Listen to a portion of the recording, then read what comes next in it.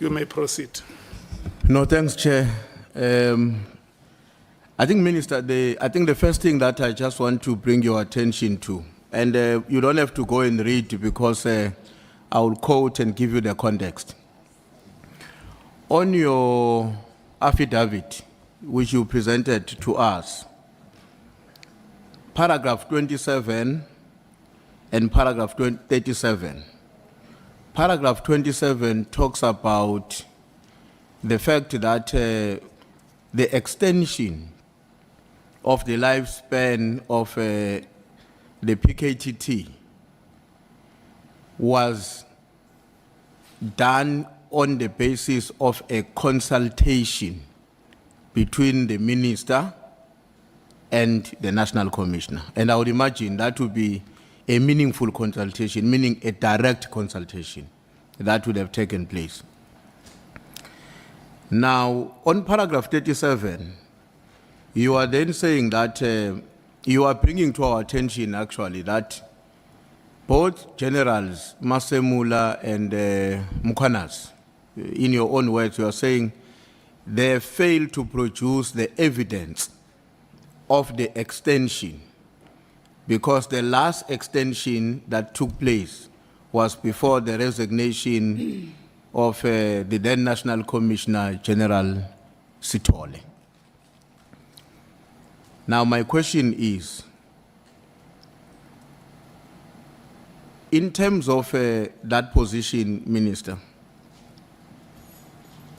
do you have any evidence which confirms that indeed there was no consultation? Rather that there was no extension. No, let me explain why I'm putting it this way. Remember, your contention is that throughout the period after General Sithole departed, the two generals who came before us were unable to provide evidence that the sustenance of the PKTT was as a consequence of a confirmed consultation between the National Commissioner and the Minister. That would be Minister Pegicel in this case. Now, my question is, do you have evidence that actually there wasn't any consultation? Remember, they didn't give us evidence that there was a consultation according to your contention. But will you be in the position to give us evidence contrary? That actually, here is the evidence. There was never a consultation. I'm trying to think what form other than that it's not there. Maybe some investigation, because you can have it in concretely when it is there, but when it is not there, it will be difficult to say here is evidence other than via an investigation within the department to say. But on my check, I was satisfied that none exists. Okay. Now, in the normal course of events, would that consultation only be limited to a written and signed document between the Minister and the National Commissioner, or it might also include a conversation between the two? I would basically argue that it would have been written based on information that I got, that it was written, but I can't deny that it may have taken whatever other form, if it did. Okay. But in this instance, Yeah. it was based on written. Okay. No, thanks, Minister. I was asking that question because I thought, because even when General Sithole left and General Masemula took over, I suppose that's how they followed each other, or whatever the sequence might have been. But even as he has departed, the evidence exists that beyond his tenure, meetings of the IMC did take place and reports were taken to cabinet, Yeah. which may therefore justify a conclusion that in whatever form it may have taken, a green light was given by both the then Minister Cele and the National Commissioner for the PKTT to be extended. So that is the point that I wanted to make. You may want to comment on it. Yes, it's not just the reason why I was doubting verbal, it was because it has to be in the form of an assessment written down, as opposed to a request for money. There's a distinction. That's why the CFO in 2024 March talks about the need for a work study if the National Political Killings Task Team is to be drafted into the organogram. It suggests that there would have been a work study. It can't be verbal.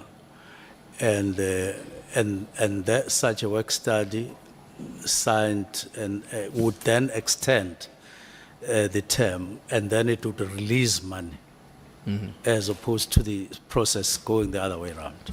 So I doubt that you could do it verbally, both the assessment and signing for the extension.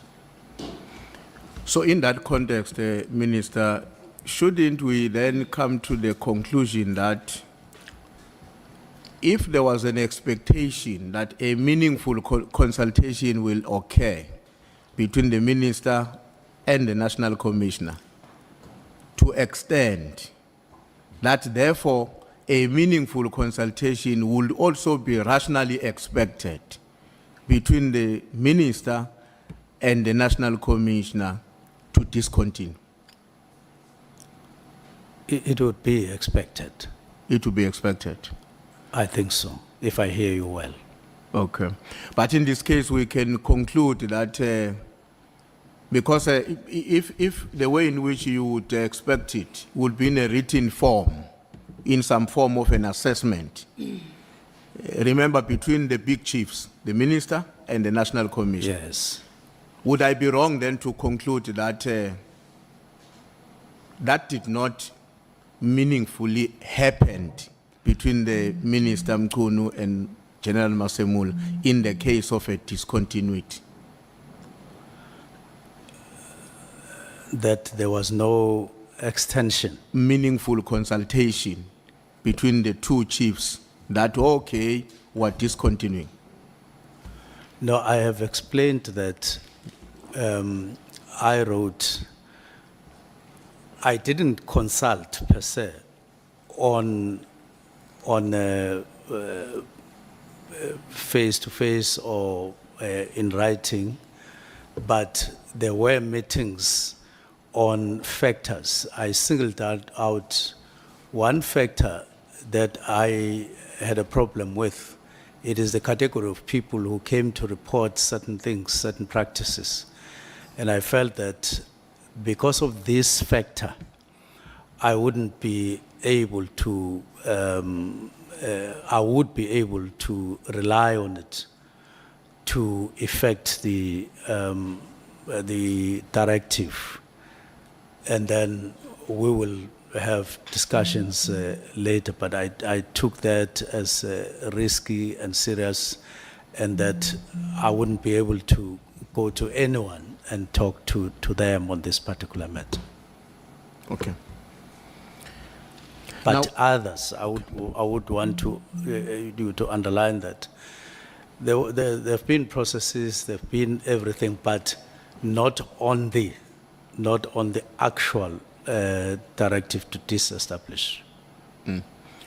Now, in your response to a question from the senior counsel, including from some of my colleagues, Minister, you made references to the fact that you had directed the Chief of Staff to send the letter to the acting commissioner and the National Commissioner. Yes. And then he decided without your direction to send it to the PAs of other generals. And I want to say, would the PAs of other generals include the PA of General SB? I can't recall specifically, but I do recall him indicating that he sent to some PAs. I can't recall whether he did it to all deputy national commissioners. Okay. I'm asking this question, and I really would not hold you accountable for that because that was a person acting outside your instruction. But I'm asking this question because a particular web has been created of Mohotsi, Matlala, Sbiya, and I will explain later on why that web becomes a matter of concern to us and his conduct to decide that beyond what the minister has asked me to do, I'm also sending to all others. Because when you read that web, it becomes, it's very difficult to believe that he would have excluded the PA of General SB. Yes. And it's very easy to conclude that the inclusion of General SB as PA may very well be informed by the fact that he had an interest for SBIA to act faster without being delayed by anybody else above SBIA. I mean, that's not your question. It's a question we will pose to him, given the deductions that we can make when we look at the sequence of events after that. But I'm not posing it to you. And then when you were responding to Honorable Malema on the Mohotsi question, of course, you referred to the character that you did not know, and we explained what you explained. I don't want to get into details about what exactly did you say. Now, he appears to be very central to the crisis we're handling, Mohotsi, in one way or the other.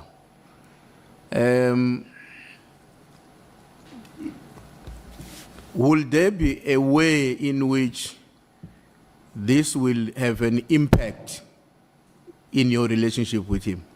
Will it define the relationship in any way? You don't have to tell me in what way, but given what has happened now, and here is this character, do you think that is going to redefine the way in which you related to him? Without it being central, and my view is that it is not central, but your second question, definitely it would have to. It will have to affect the relationship. Why? Because I related to him as an ordinary comrade, just like I do to other comrades, many comrades. And then I relate to all of them without asking them many questions. Like when I heard that he may have had his membership expired, I recall, I never asked him whether your card is current. And it happened so with other comrades. So I would say that I just took it as a comrade whenever we talk and relate. It's only now that I get to know other things that, there's this as well. He talks to so-and-so, he talks to so-and-so, all these people that are being revealed in the Madlanga Commission, which I had no information about. The first time I sort of blew my nose was when somebody said, this guy seems to be talking about you, dropping your name, and so on. It was sometime this year, to which I reacted by calling him to say, I'm getting information that you dropped my name where you are and all of that, which he denied. And I had no way of, confronting him at that time to say, but here and so on. But it will definitely redefine the relationship. It will have to redefine. Okay, thanks. Now, when you were responding to Honorable Nomvalo, I think he was asking you a question in relation to how you gathered together the information which helped you to come to a conclusion. Some of it was from the public, others, so it came from different centers or different platforms. Yes. Now, given what I would say, Minister, is an established fact, at least in my own assessment, that there's been a huge public condemnation of this decision. Now, the decision I'm talking about is a decision to de-establish the National Political Killing Task Team. I may be wrong, but my own assessment is that there's been a huge public condemnation. And of course, it's informed by many things, some of which I will come to it later on. Would you say that had you been alive to all that you know today, you could have taken a different decision? I would specifically say I would have taken the same decision, but the form would have been different. Like I said yesterday, I said when somebody was asking me, given what has happened, whether I would find a different approach to this, whether I would do it differently. I said yes, I would do, now that all these things, I would do it differently. Now, I'm saying the same thing. The decision would have needed to be taken, Honorable Mpemba, based on, it's even if you try to duck it, you try to avoid it, you would have needed to take a decision of this nature at some point, purely based on how you use money that is available, and ask yourself whether the way we are using money currently in subs is optimal, is in line with the wish to protect everybody, not only in KZN but in the country. Is it optimal use, and also given the fact that you now have the new structure which does everything that the National Political Killings Task Team is meant to do, and so on. So you would have had to take the decision, but maybe the form that it would take, you definitely would have needed, if you were aware, if I was aware, I would have taken, it would have taken a different form, the same decision. On paragraph 84 of your affidavit, Minister, you are referring to the meeting that took place on the 21st of November. And that is a meeting of the minister and his two deputy ministers. And you are very particular that that meeting, among its own part of its decisions, was that the minister must have a meeting with the National Commissioner. Yes, there was a web of, a lot of allegations that were there, and the direction was that the minister must meet with the National Commissioner. Now, before you answer that, on the 22nd, there's another meeting that takes place, which is not a meeting of the minister and the National Commissioner, but it's all other people who are there. Was the meeting of the 22nd already planned when you went to the meeting of the 21st? Yes, because we can't, we couldn't call a meeting in a day. It was already planned. It was already in our plans. I think we had a little chat about that even on the 21st. But yes, it was already planned. But on the first question, the actual resolution was that no, engage the National Commissioner, of course, in the meeting. That was how we framed it. Don't you think that maybe if you had engaged the National Commissioner in a way that I think you were directed by your meeting with your colleagues, as opposed to engaging him in a bigger meeting with everybody else on the 22nd, you would have understood each other very well? And I'm asking that in the context of the fact that the National Commissioner came to you a month earlier, in October, and raised concerns about some of his colleagues, including his deputy, General Sbia. Now, you now meet on the 21st of November, again on the 22nd. And we got a sense that on the 22nd, that is where a discussion took place about challenges facing the organization. But don't you think that a one-on-one with him to go deeper on these matters would have been helpful as opposed to the 22nd meeting? They perhaps would, but on the 22nd, I still had no idea how, what the engagement would need to take, what form it would need to take, because we had just met the previous day. So I was beginning to think, what would be the issues, what would be the approach, and so on. And I was still way before I could circle with anything that would make sense to me at that particular time. But theoretically, had something circled already to me, definitely I see that would have been the case, assisted, yes. I'm asking that, Minister, because I mean, you sit with your deputies, and that's a political leadership of the department. And I imagine that when you were looking at these allegations, you were not looking at them in general.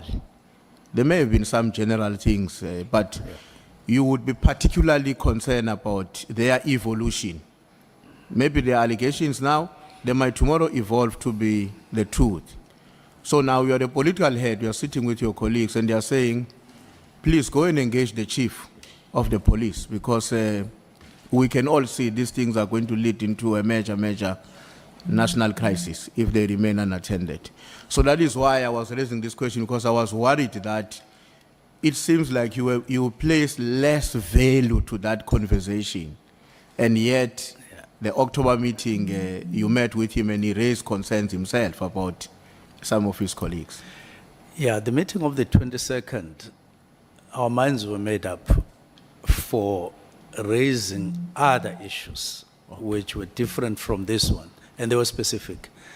I was going to raise as I did, the murder rate, the drugs and firearms, and then GBVNF. So we're like made up for that, even on the agenda and every other thing. But had it not been maybe for that, I continue to agree with you that you would have taken a step maybe much earlier. It would have helped, but it wasn't to be one, because I had not made up my mind, not because I put less value, not at all. I allowed it to sink, to occupy my mind going forward, and it did for some time though, because I was saying, if I were to engage, what form, what issues? And there were already issues on the basket. We were going for the workshop, 3-day workshop, and that included equity matters between different units and better conditions. So that was already occupying our mind at the summit later. But I had this thing that there are serious matters that we have to discuss, and I wanted to tackle those at the beginning of the year. No, thanks, Minister. In paragraph 140 of your statement, paragraph 140, you make reference to the role of crime intelligence and the killing of Mr. Makaka. What is the issue there? Would you like to share that with us, or it's a matter that... Well, it's basically something that some of the people that I say contacted me wanted to talk about. Yes, maybe I could put it at that, which I then said, I would want these people or that person to come in person wherever, which I had no idea at that time what form it would take. That's why at the beginning of the year, should it be a ministerial inquiry? I had that. That's why I even had a discussion with Pikoli and so on.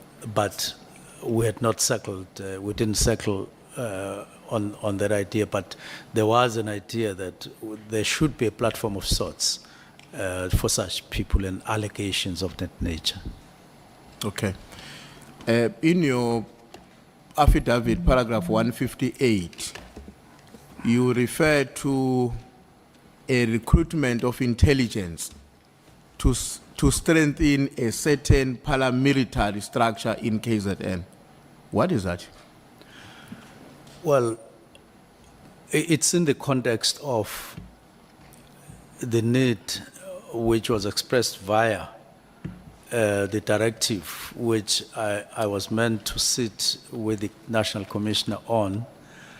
And it's one of the issues that I intended originally to have a discussion on with the National Commissioner, among others, as we sit and discuss what recruitment, what form it should take, what are the other things that we should bear in mind. I had picked up information that there were such intentions in KZN. I won't be able to talk in details, but somehow these would also rely on some of our structures as those get built. In other words, they would exploit any weakness and take any possibility as those paramilitary structures get established on the site. Well, are you comfortable to share more on that? Because I'm asking because what you are saying in your affidavit is that this paramilitary structure, which was being organized or being set up in KZN, had its own ambition. Now, I don't know whether the ambition are of the structure or the creator, and whether the structure is in existence already, or you were picking up information that it was about to be. Because, but your statement say to strengthen the paramilitary structure in KZN. So I would imagine strengthening means it's existing already. Existing, and it has ambitions. Existing in some form, but there was that, according to what I got, and the ambition is that of those who were said to be behind such structures. But would this not be the PKTT? Well, PKTT is a political party. No, I'm saying when you talk about this structure, you are not referring to the National Political Killing Task Team. Oh, I thought my mind is on something else. Not necessarily. Not necessarily, but it might. Well, I'm sure if any matter would have been gone into, if such a fact would turn out to be true, then it would be. But from the legal that I got, it just came in that form that some paramilitary is in the formation, strengthening, and so on. Were you given a sense by the people who shared that information with you? Were you given a sense of the nature of the relationship between the PKTT and the paramilitary structure? Not necessarily. Not necessarily. Not necessarily. Okay. I hope that matter, Minister, will have to be followed very urgently, given the fact that, as you know, you know where we come from in KZN. I don't have to educate you or anyone about it. And of course, if at your level, there's an observation of a structure like that being in existence and with its own ambitions, which I would imagine are devoid from the ambition of the South African security forces, that does present a particular threat. I agree with you fully. Thank you. And then, Minister, the meeting that was, I think you've dealt with this question at a different level, about the meeting that was requested by General Mkhwana's, in which he wanted to attend with all these other people, including Mr. Brown Mokhotsi, who is not a part of the organization. Now, I know you responded why you did not grant that meeting, and you explained, and you had a plan that you were also having an intention at some point to have a one-on-one with General Mkwanas, Yes. so that he can have an opportunity to express himself and you can understand each other. Yes. But some of the issues that resulted in you not taking that direction, and this may not be exhaustive, but some of those issues was the level of anger on his part and the threat that he meted against you. What would you say to a South African that is sitting somewhere and saying, in that environment, was it not the case that the individual interest or circumstances of the minister, our minister, remember this is our minister, all of us as South Africans, were now taking precedence? They were taking precedence over national interest. Because here is a very senior general. I'm saying senior because it's a provincial commissioner, and he says, among other things, when he's asking for a meeting, besides his family issues and what, but he begins by talking about internal challenges in the organization.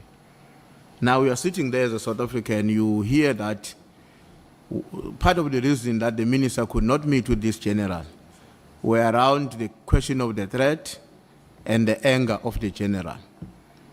How would you respond to this South African who say, maybe at that moment, the individual interests of the minister were taking precedence over our national interest? Not really, because I decided that the meeting would rather take a different form. Let me start with a meeting of General Masimula and General Sibia. Let me then go to the meeting with General Sibia and General Mkwanas, which were not my interests, beyond that of the nation. So I decided a different angle, or to start the meeting in a different way. These other ones, his posture after, as a reaction to my directives, was not uppermost at that time, but they were in the environment, as I said before. But the main thing was, so General Mkwanas is talking about internal issues. He's mentioning these people. Perhaps I should start with the two whose matters are kind of buzzing in subs at head office from where I sat, so that we move and so on, intensify these interactions. If there are problems, let's resolve. At some point I said to National Commissioner, could he give me an opportunity to resolve or to approach General Sibia on his own matters as alleged and so on. So I was very keen to actually not leave anything but in the context of that request, but also in my own right, because I was sensing that there is a certain level of turmoil. So never did that happen, or nearly happen, that I had personal interests on the matter. I was just putting it aside, looking at it, how it would develop, that kind of reaction. And we're going on to work with my side on that, on the side.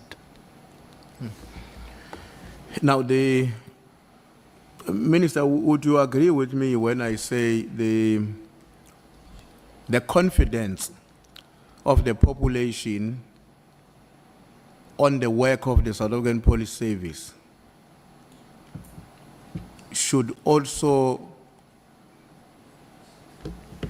manifest itself in one way or the other, to the extent to which they also express the confidence in the leadership of that South African Police Service? It's basically one basket because they are meant. They expect that the minister would make efforts to raise the bar or raise confidence of South Africans to law enforcement in one way or the other, where it is to a higher level and so on. So it's somehow tied. It's a chain in a way. Okay. Now, how do you think South Africans have interpreted your intervention when you said here in this ad hoc committee, for a certain matter, you are pursuing a private investigation as a Minister of Police? What message do you think that is likely to communicate to the Republic?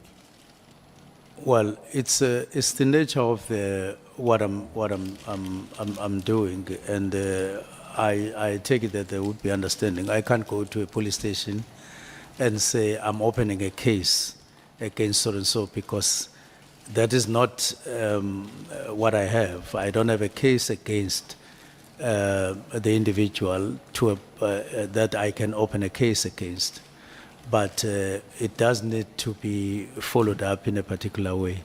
So I wouldn't expect any confusion on that. There are matters for which you can't go to a police station, but matters though that you have can't go to the police station because there's no case to register at that point. In other words, there's no obvious wrongdoing, but you are gathering information and so on. So I take it that there would be clear understanding of that.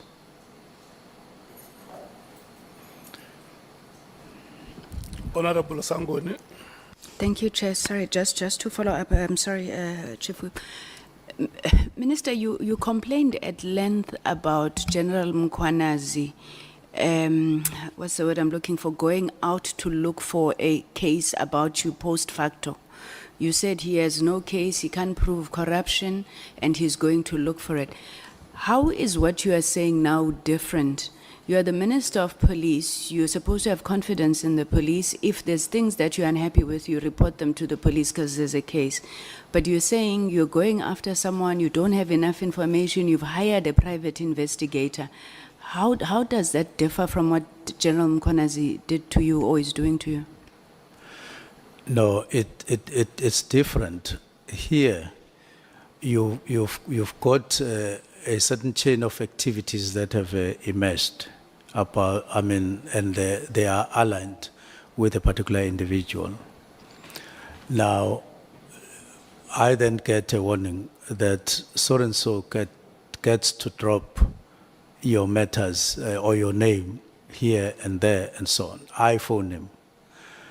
And my intention is to talk to him and say, look, I have appointed somebody to look at whatever.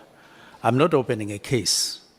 I'm just following on that allegation that I picked up, that I was warned about, to say he drops my name, which he denied. Now, when I look at the SMSs that are being spoken about, and if they are true, it does mean that there would be this and that, that it does dropping my name even on those. So it's something that is open that I need to find and so on. Thank you.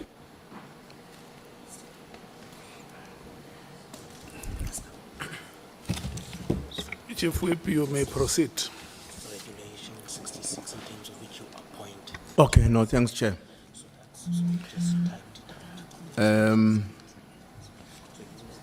me just give a second to the lawyer is still giving some information to the minister. No, I'm not a problem. I just want to be certain that the minister can hear me. I'm not condemning you. You are doing your work, yeah. Now, Minister, Maybe let me just share this with you because it was raised earlier on, maybe without it being specific. This issue of how people interpret immediately other people. Let me just share with you what General Sbiya said to us. And he says that at paragraph 46 of his sworn affidavit, he told us that immediately does not mean 6 months or within a month. It means immediately, now. It's written like that in his affidavit. It means immediately, now. And of course, that position, that perspective has to be our his understanding of that. In a way, it does coalesce with the understanding of the other two generals, which is Mkhwanazi and Masemula, that the intervention was with immediate effect. You can comment if you want to on this issue, but I'm just making you aware that your subordinates, the recipient of your instruction, if there's one thing that they are converging about, the three generals, the only thing I've heard that these ones are agreeing on is the fact that immediately means now. I would contest that is their understanding. The first one is that General Masemula, I think he understood it well. It starts on the 3rd. It goes to the 22nd via a letter suggesting a phased approach in terms of managing the implementation of the directive. It goes to the meeting of the 6th, 5th, and then 6th, and then 27th, which had no immediate in that particular context. It was clear that this is his understanding, and I agreed with it. So if he came here to say immediate meant now, I would say immediately that, but that's not your understanding in terms of what you proposed. That's number one. Number two, I wouldn't know what was Sbiya's thinking, because this thing is on two fronts. Immediate means now, but in terms of understanding that a decision has been taken, and then you start processes. But that in actual fact, you could say now, like switch off the light. I would say switch off the light now. You can stand up, and that's not the ordinary. That's not the thinking of an ordinary person in terms of what this thing would mean. Even now, we'll say, when are you going to Johannesburg? You say, I'm going to Johannesburg now, but you are going, the next thing you do, you go and wait in the airport for an hour or two. So I think let's be practical and ordinary and not seek to change the flow of things in the normal life. But when I wrote with a full understanding of what I meant. I'm taking a decision now, but let's meet on the 20th. Let's meet on the 20th, which itself was open. If anybody had a query, would have phoned, would have done all of that. But it's so I don't think we need to be fussy and rigid in terms of the meaning of immediate, even though it's applied. It has to be applied, like any other, I would say. And I even went on to say it's not like in a drill. I made an example. So people can argue and so on. Otherwise, but when I wrote, that's what I meant. That's how I saw things. That's why I wrote preliminary report. Even though I had said now, but said preliminary report, and I pointed at the 20th, and then later. And I know you don't stick with your dates necessarily like a robot. Sometimes things get postponed and so on. So it was in that context. Chief Whip, let's just hold it there. Okay. I see you you are left with very, very few minutes. I see there are 3 hands there. The minutes left are 4 for you, Chief Whip. No, the 4 minutes is more than enough for me. Yeah, no, I'm informing you that, your time left is 4 minutes. Honorable Skosana, Honorable James, Honorable Ngola. Thank you, Chair. I thought that the minister by today he will have accepted, the issue and the meaning that, it's like they are insulting our intelligence. Explaining this issue of immediate as if we don't understand and mhlambe asazi ukuthi immediate usho ini. And this is all, there was an illustration here. If you tell your driver that he must stop the car immediately, your driver will think and stop 100 kilometers away after you told him to stop the car. It can't be.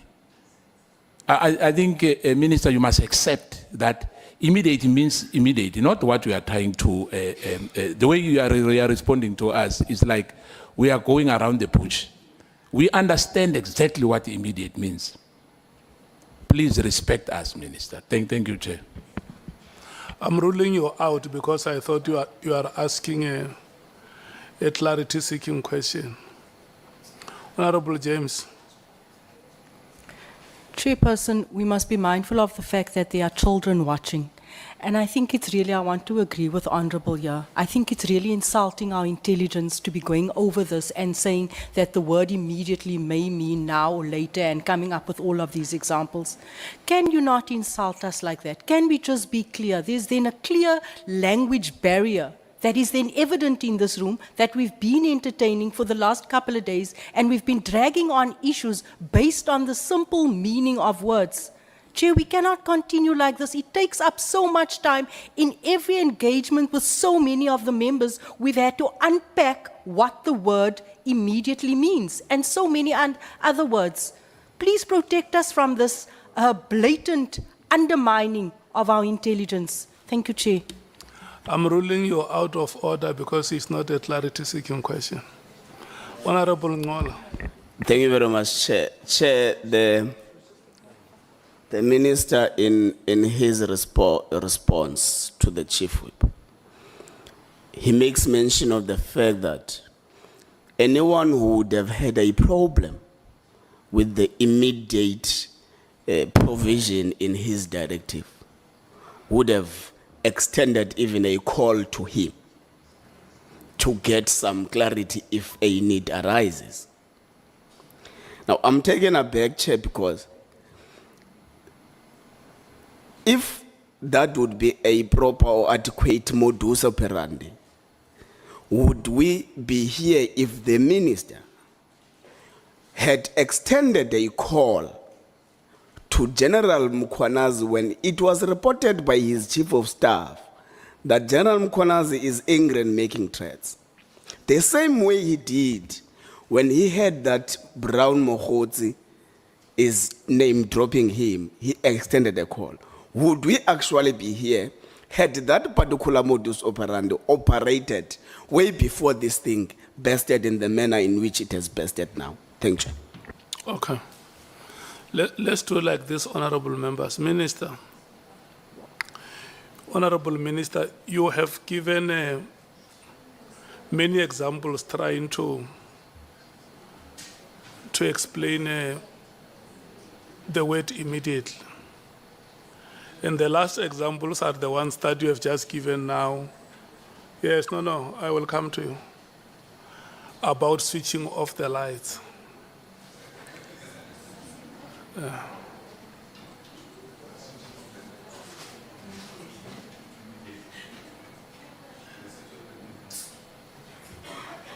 Yes. And there are other examples that you have given earlier on, what the word immediately means and what the word immediately does not mean. And I want to plead with you and also plead with you, honorable members. If we make it a habit of this parliament to discuss words like swimming pool, fire pool. Immediately, not immediately. We want to make it a habit of this parliament. It's a problem. We are leadership. A swimming pool must stay a swimming pool. And immediately must stay immediately. I don't see us wasting any time, Chief Whip, trying to discuss English words here. It's very clear. So immediately is immediately, we know it, Minister, what it means. It means now. Yes. Yes, it cannot be any other thing, and I just want us to move away from being hostages of semantics. There is an established understanding of what the word means. So we can't be a parliament that is known for what it is not supposed to be. Thank you so much. Honorable Nomvalo, your hand was up. Yeah, no, on the same issue, Chair, I know that you have closed it. But maybe you are hard on the minister. Maybe he has a source that he uses which describes the word differently. Because dictionaries are used here in South Africa to get a meaning of the word.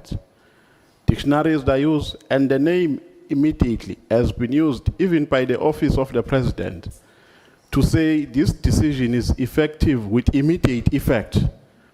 Maybe the minister can point us to a source that he is using with a different direction, because I even went to the Oxford Dictionary, I went to Cambridge. The word means now. It doesn't mean anything else. So I was going to ask, where does the minister get that definition from? It's a clarity-seeking question, because it might happen that really he genuinely believes that it doesn't mean now, because there is a source that he uses which describes words. So which source is the minister using to get that definition? Thank you. Do you agree with my summary, Honorable Member? I agree, Chair, but... Yeah, no, we will pass the question, don't worry. Okay. Honorable Malem. No, Chair, I want your summary to also apply to the minister. Because we, this side, seem to be understanding immediately to mean now. He's the only one who doesn't understand that. He gives it context of lights and all of that. He keeps on saying other things. So you are ruling, you must be able to communicate even to him or minister. Immediately means now, according to this meeting of ours, as a chair of this meeting. No, I agree with you. Yes, it must not only apply to us, and he must shift from wanting to, because it's not semantics. He keeps on speaking about context. When used in a particular context, it will mean something else. But the reality is, it means now, and we are not accepting his explanation and his redefinition of immediately. We are accepting what you are saying, and he needs to live with that. He needs to accept that. No, I agree with you, because I have said it that it must not be a bad precedent for this parliament, where every time we have proceedings, South Africans will have to bring their dictionaries along, because they know Parliament will be arguing if this is immediately, or it's hereafter, or it's this and that. So, Honorable Minister, we have an established understanding of what the word immediately means. And let us not go back to the past. Let's go ahead with that. Let's proceed with that understanding that immediately means now. Honorable Nomvalo, Chair. Honorable Nomvalo has asked you a question which says maybe you might have consulted other source, and he is interested to know what is the source that would have would have given you a different understanding of the word.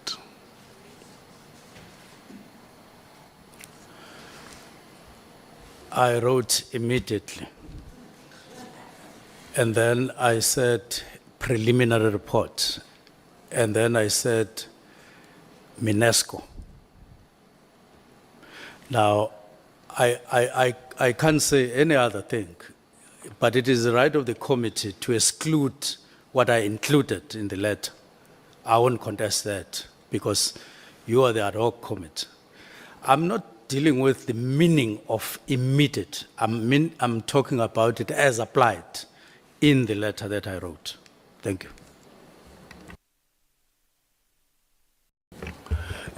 No, honorable members, let's proceed.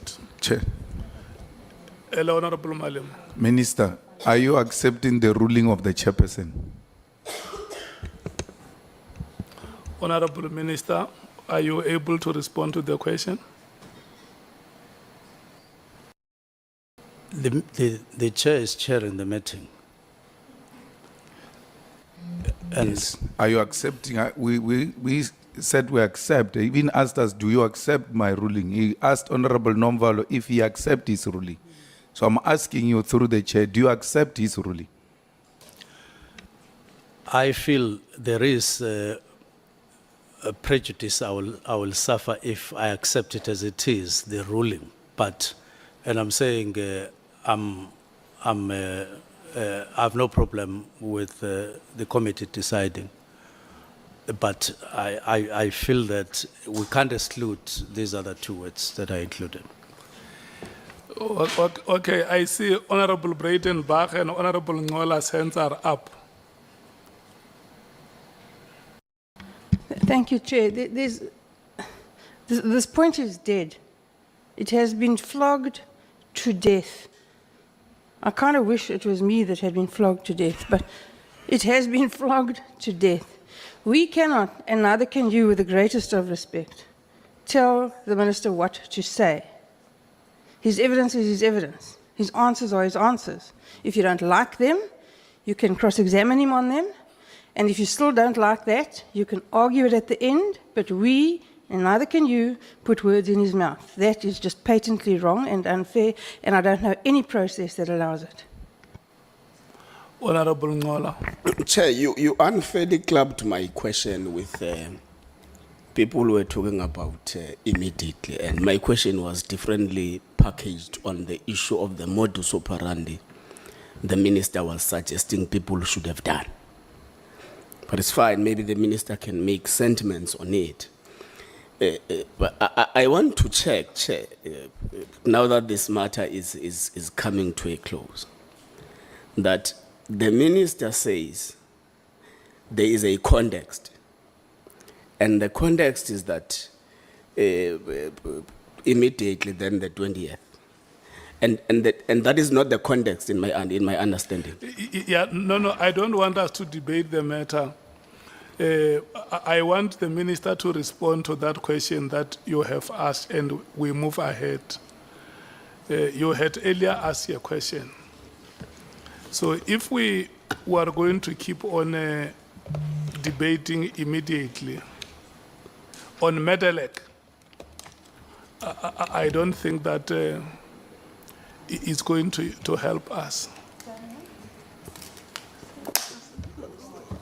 Do you allow me to give the minister a chance to respond to the question that you asked? It's fine, Chair. You can restate the question so that he remembers what you... I got it, Chair. You got it? Yes. Okay, thank you so much. Now, I was at that time merely indicating what could have been the case to clarify whatever, if there was any reason, if there was a reason to clarify it. It's a normal thing that if there's something like an instruction or a letter you don't understand, you can phone, you can ask for a meeting and on the site and so on. Then when you talk about General Mkhonazi, that could have been done as well. I could have lifted the phone and say, I pick up that you are angry, but I didn't choose to do so. I chose to be quiet and silent on the matter and observe what's happening. Thank you. Yeah, Chief Whip, may you use your last 4 minutes. You remember my 4 minutes? Yeah. Okay. No, thanks, Chair. No, I would stick to that 4 minutes. By the way, the reason I was raising this point, Minister, I know that my colleagues have taken it to a different direction. The reason I was raising it was because I wanted to bring to your attention, to draw your attention to the fact that the subsequent actions in the department following your directive were done on the basis of a particular understanding of what the directive meant. That's all I wanted to say. And I'm not contesting your argument about the context and all that we're saying. I wanted just to draw your attention to the fact that the way in which processes evolved in the department were driven by a particular understanding of the directive. Now, I want to conclude by, I'm just going to read a few things here and then ask the last question, Minister. You don't have to write them, or you can write them, but it's things that, it's just to connect the many dots up to date. The first one is that you wrote a letter on the 31st of December. The second one is that Mr. Nkabinde, without your instruction, shares the letter with all the PAs, which I want to contend it would not have excluded General Sbia until I'm proven otherwise. The third point is that Mokhotsi talks about talks to Matlala immediately following the directive being out. In terms of the evidence that has been shown in the papers presented before us, there's an indication that they, soon after your directive, started to converse over WhatsApp. The fourth point is that Mokhotsi and Sbia often find time to either talk to each other or even to meet.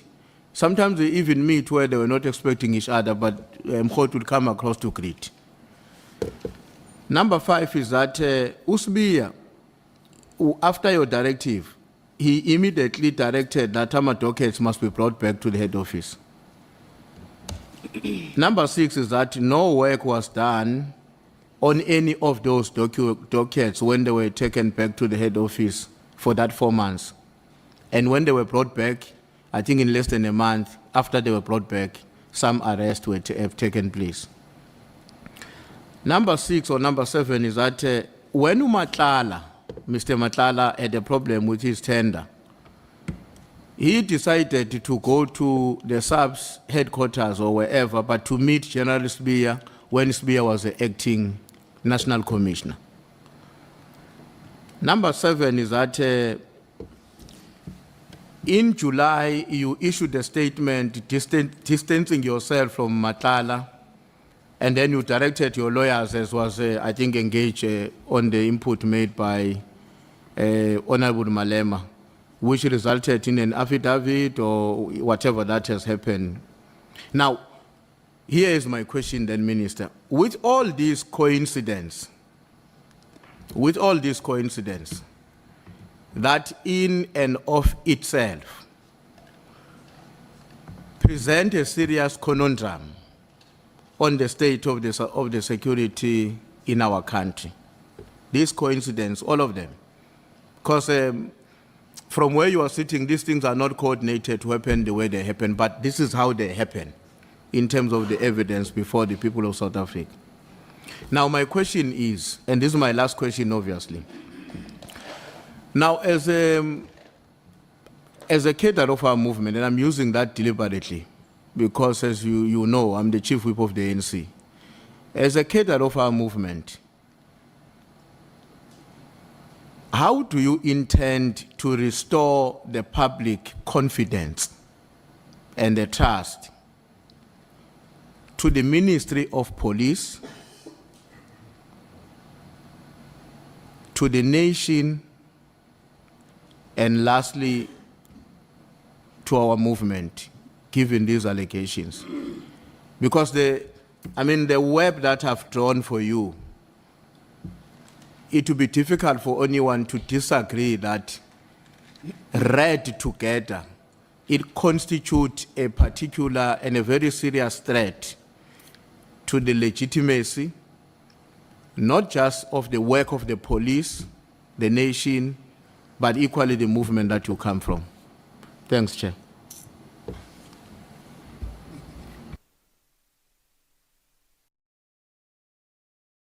Honorable Minister.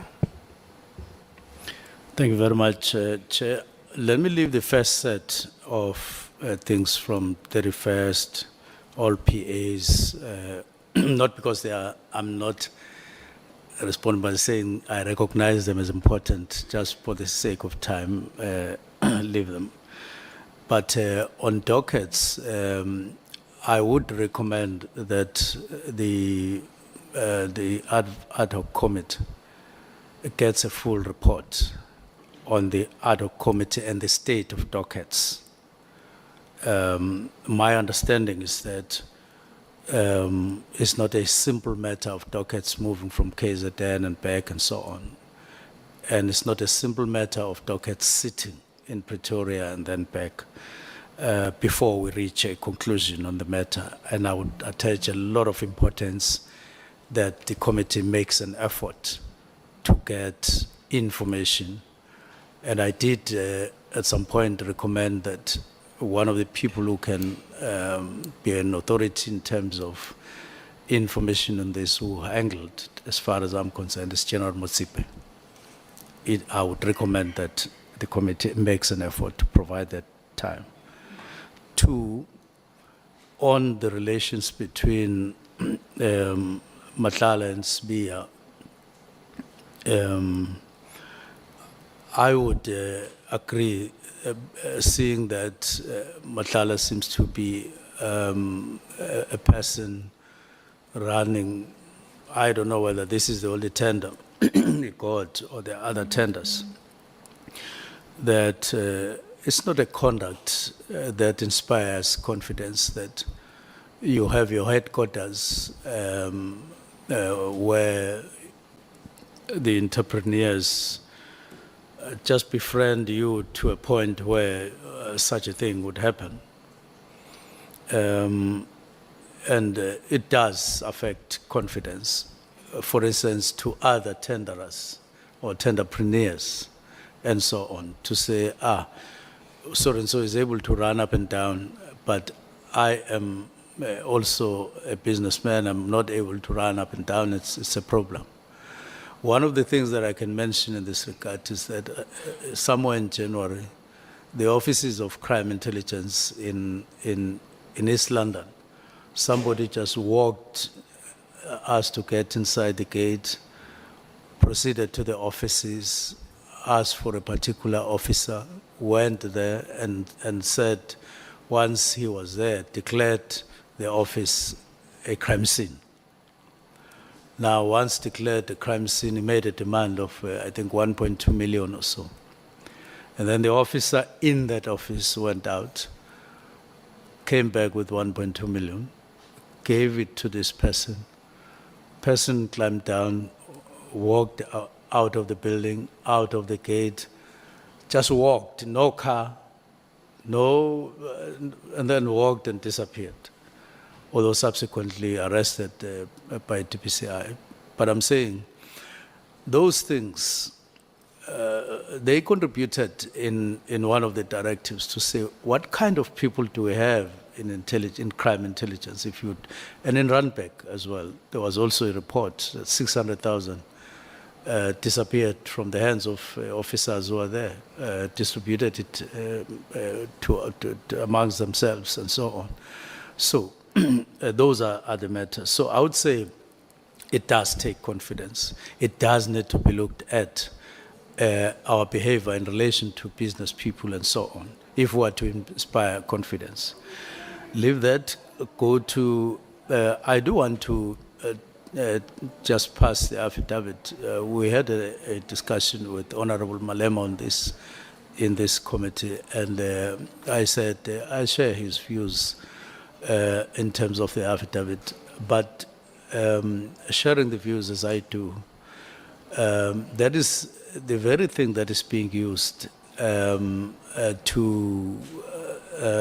keep on poking at me to say there's a person I relate with when I say I don't relate to Matlala, I've never spoken, but there's still things that are running. Now, when the lawyers get an affidavit, I don't think I deserve to be,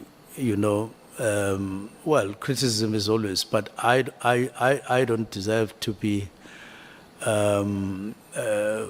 well, I would say we need to equally recognize that that is the very same person that is being used to say this one relates to the other. So when the affidavit says something, and people tend to disregard that, I have a feeling that says that we are choosing, we choose sides and so on. Let me pass that. So go to the fundamental question that what needs to be done when there is a situation like that and people in South Africa feel the way. I would have said openly to this Ad Hoc Committee that down the line you would have needed some measures, maybe not wholesale overhaul, but you would have needed measures to overhaul certain aspects of South African police service if you are to gain confidence. One of those is to say, what is the standard? What are the norms and standards for a police station? And I've put it to management that let's do the norms and standards for a police station. Because police and policing is not just head office. Police and policing is what people see on a daily basis and what they hear on a daily basis. Now, what is the system that station commanders use to police their area and so on? What informs them? And then overhaul the system of vehicles in police stations. This practice of a car breaks down somewhere Kukumbu in the Eastern Cape. Then an email has to go to the district office, then to the provincial office, then to head office. And then the person who fixes cars says, I want to wait until there are 15 breakdowns before I go down. It just is taking us nowhere. It doesn't build confidence and so on. Make the system work in favor of those who are on the ground, who are chasing criminals on a daily basis. You need an overhaul there. We spoke about that, but I don't think that as of now we are talking. In other words, build confidence from the floor and upwards, and do tangible things. If you have a police station which you promised some 5-10 years ago and you haven't done so, and there's crime, people will say it's because that police station has not been delivered. And therefore juggle the way you build infrastructure, your model of building infrastructure of police. And so there are quite a number of things. I call them enablers. We identified them and we spoke about them. Build down, and let's not talk too much. Let's talk less and do the job on the ground, and then deal with deal with matters. As long as we have this rate of matters, the drugs and firearms, which affects people on a daily basis, where they are losing their relatives and so on, people killed innocent. And for that, you need resources. Let's be realistic. you need resources.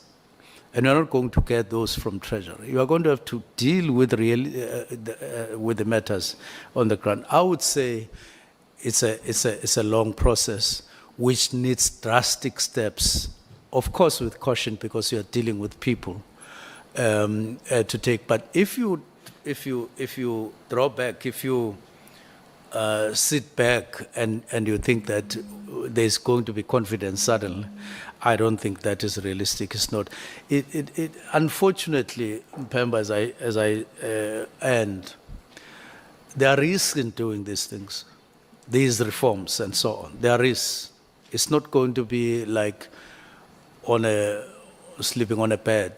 There is. It's going to cause some gravel in terms of feelings and so on. But you need these changes. You need these changes on the ground so that you bring confidence to the people. And it needs that kind of resolve internal. Thank you. Thank you so much, Chief Whip. Thank you so much, Honorable Minister. We have come to the end of this session.